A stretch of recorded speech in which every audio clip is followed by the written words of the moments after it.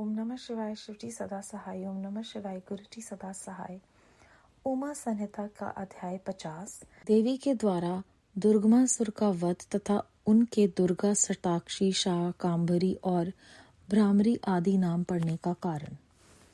मुनियों ने कहा, महाप्राग सूत जी, हम सब लोग प्रतिदिन दुर्गा जी का चरित्र सुनना चाहते हैं, अतः आप और किसी अद्भुत लीला तत्व का हमारे समक्ष वर्णन कीजिए। सर्वज्ञ शिरोमणि सूत, आपके मुखारविंद से नाना प्रकार की सुधा सदृश मधुर कथाएं सुनते सुनते हमारा मन कभी तृप्त नहीं होता।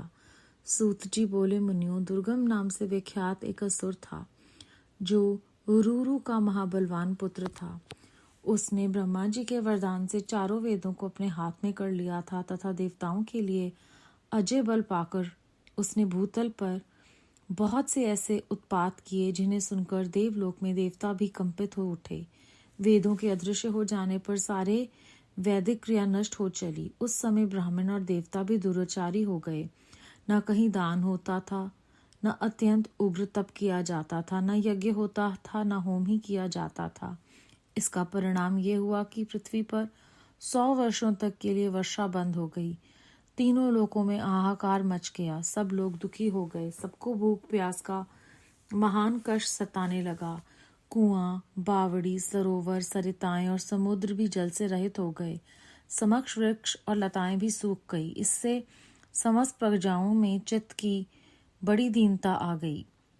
उनके महान दुख को देखकर सब देवता महेश्वरी योग माया की शरण में गए। देवताओं ने कहा, महामाए, आप सारी प्रजा की रक्षा करो, अपने क्रोध को रोको, अन्यथा सब लोग निश्चय ही नष्ट हो जाएंगे।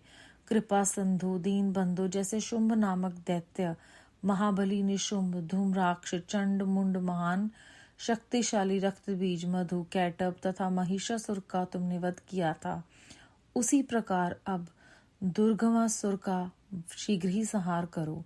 बालकों से पग पग पर अपराध बनता ही रहता है। केवल माता के सिवा संसार में दूसरा कौन है जो उस अपराध को सहन करता है।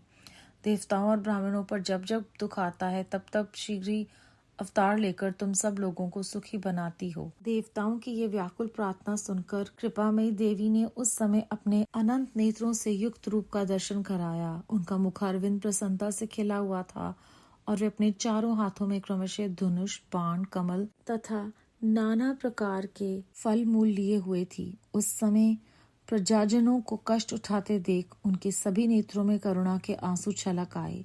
वे व्याकुल होकर लगातार 9 दिन और 9 रात रोती रही। उन्होंने अपने नेत्रों से अश्रु जल की सहस्रों धाराएं प्रवाहित की। उन धाराओं से सब लोग तृप्त हो गए और समस्त औषधियां भी सिंच गई।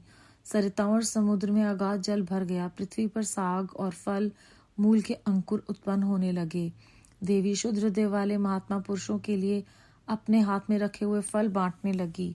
उन्होंने गौओं के लिए सुंदर घास और दूसरे प्राणियों के लिए यथा योग्य भोजन प्रस्तुत किया। देवता, ब्राह्मण और मनुष्य सहित संपूर्ण प्राणी संतुष्ट हो गए। तब देवी ने देवताओं से पूछा, तुम्हारा और कौन सा कार्य सिद्ध करूं? उस समय सब देवता एकत्र होकर बोले, देवी, आपने सब लोगों को संतुष्ट कर दिया। अब आप कृपा करके दुर्गमासुर के द्वारा अपहृत हुए वेद लाकर हमें दीजिए। तब देवी ने तथास्तु कहकर, देवताओं, अपने घर को जाओ, मैं शीघ्र ही संपूर्ण वेद लाकर तुम्हें अर्पित करूंगी। यह सुनकर सब देवता बड़े प्रसन्न हुए। वे प्रफुल्ल नीलकमल के समान नेत्रों वाली जगद्योनि जगदम्बा को भली भांति प्रणाम करके अपने अपने धाम को चले गए। फिर तो स्वर्ग, अंतरिक्ष और पृथ्वी पर बड़ा भारी कोलाहल मच गया। उसे सुनकर उस भयानक दैत्य ने चारों ओर से देवपुरी को घेर लिया। तब शिवा देवताओं की रक्षा के लिए चारों ओर से तेजोमय मंडल का निर्माण करके स्वयं उस घेरे से बाहर आ गई। फिर तो देवी और दैत्य दोनों में घोर युद्ध आरंभ हो गया।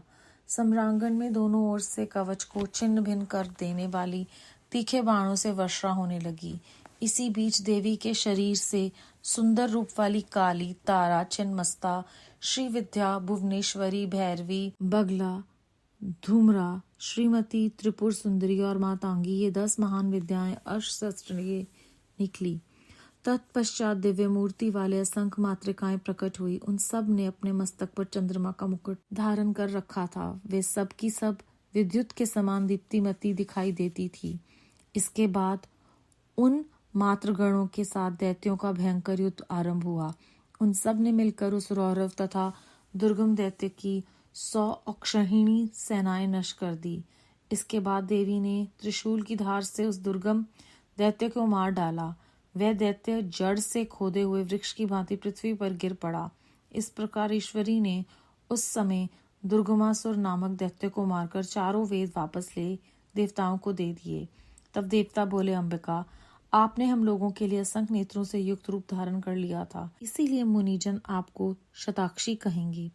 आपने शरीर से उत्पन्न हुए शाकों द्वारा समस्त लोगों का भरण पोषण किया, इसीलिए शाकांभरी के नाम से आपकी ख्याति होगी। शिवे, आपने दुर्गम नामक महादैत्य का वध किया है, इसीलिए लोग आप कल्याण में भगवती को दुर्गा कहेंगे। योग निंद्रे, आपको नमस्कार है। महाबले, आपको नमस्कार है। ज्ञानदायिनी, आपको नमस्कार है। आप जगन माता को बारंबार नमस्कार है। तत्वमसी आदि महावाक्यों द्वारा जिन परमेश्वरी का ज्ञान होता है, उन अनंत कोटि महाब्रह्मांडों का संचालन करने वाली भगवती दुर्गा को बारंबार नमस्कार है। माते, आप तक मन, वाणी और शरीर की पहुंच होना कठिन है। सूर्य, चंद्रमा और अग्नि, ये तीनों आपके नेत्र हैं। हम आपके प्रभाव को नहीं जानते, इसीलिए आपकी स्तुति करने में असमर्थ हैं। सुरेश्वरी माता, शताक्षी को छोड़कर दूसरा कौन है जो हम जैसे अमरों पर दृष्टिपात करके ऐसी दया करे। देवी, आपको सदा ऐसा ही यत्न करना चाहिए जिससे तीनों लोग निरंतर विघ्न बाधाओं से तिरस्कृत ना हों। आप हमारे शत्रुओं का नाश करती रहें। देवी ने कहा, देवताओं, जैसे बछड़ों को देखकर गौएं व्यग्र हो तावली के साथ उनकी ओर दौड़ती हैं, उसी तरह मैं तुम सबको देखकर व्याकुल हो दौड़ आती हूँ। तुम्हें न देखने से मेरा एक क्षण भी युग के समान बीतता है। मैं तुम्हें अपने बच्चों के समान समझती हूँ और तुम्हारे लिए अपने प्राण भी दे सकती हूँ। तुम लोग मेरे प्रति भक्ति भाव से सुशोभित हुए थे, तुम्हें कोई भी चिंता नहीं करनी चाहिए। मैं तुम्हारी सारी आपत्तियों का निवारण करने के लिए सदैव उद्धत हूँ। जैसे पूर्व काल में तुम्हारी रक्षा के लिए मैंने दैत्यों को मारा है, उसी प्रकार आगे भी असुरों का संहार करूंगी। इसमें तुम्हें संशय नहीं करना चाहिए।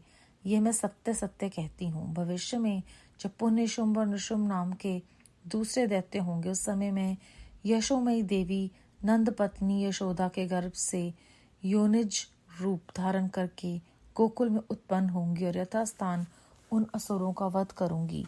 नंदी की पुत्री होने के कारण उस समय मुझे लोग नंदजा कहेंगे। जब मैं भ्रमर का रूप धारण करके अरुण नामक असुर का वध करूंगी, तब संसार के मनुष्य मुझे भ्रामरी कहेंगे।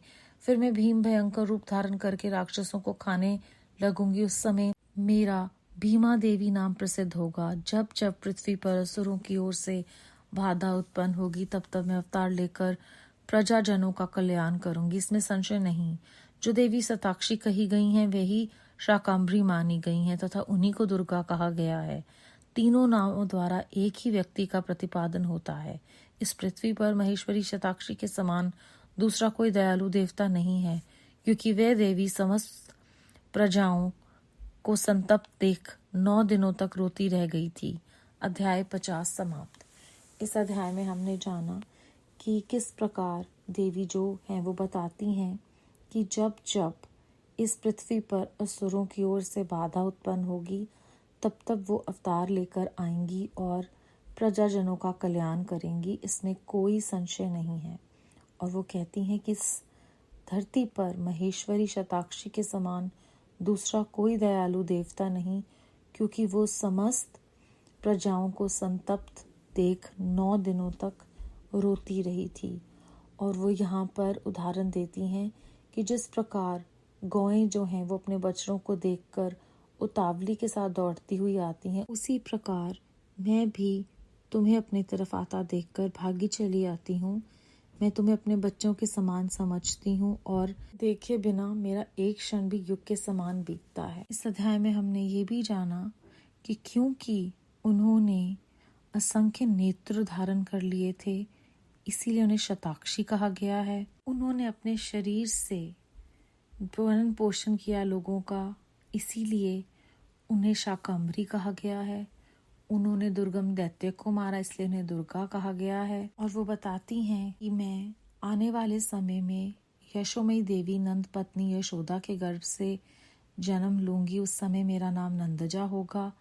फिर मैं भ्रमरी कहलाऊंगी, क्योंकि मैं भ्रमर रूप धारण करके अरुण नामक असुर का वध करूंगी। उसके बाद वो भयंकर भीम रूप धारण करेंगी, तब उनका नाम भीमा देवी होगा। और इस तरह वो जगत कल्याण के लिए अलग अलग रूप धारण करके इस पृथ्वी पर आएंगी और हम सबका उद्धार करेंगी। बेअंत शुक्राना गुरु जी महाराज। ओम नमः शिवाय। शिव जी सदा सहाय। ओम नमः शिवाय। गुरु जी सदा सहाय।